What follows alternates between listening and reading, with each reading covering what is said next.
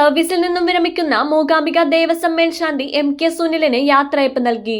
സമ്മേളനം Thiruvithamkoor Devaswom board president PS Prashanth ഉദ്ഘാടനം ചെയ്തു. Devaswom board commissioner CN Raman മുഖ്യപ്രഭാഷണം നടത്തി.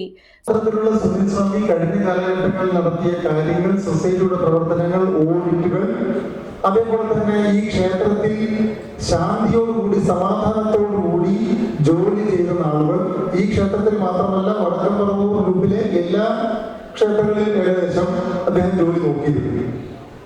സംസ്ഥാന secretary G Vasudevan Namboothiri, CR Robin, TR Bose, Shaji Sharma, Devaswom assistant commissioner Jayasree, RV Babu, Anayara Chandran, MC Krishnakumar, municipal councillor EG Sasi, NS Anilkumar, B Sudheesh Kumar, MG Krishnan, KS Ratheesh, KK Padmanabhan, Chennamangalam Raghu, PS Devadas, P Venugopal, PP Rajendran Namboothiri, Unnikrishnan Potti, MK Sunil, PD Udayan, T Gireesh Vijayan തുടങ്ങിയവർ പ്രസംഗിച്ചു.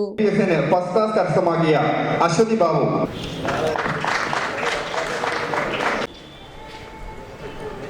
Ward councillor ശശിചേട്ടൻ,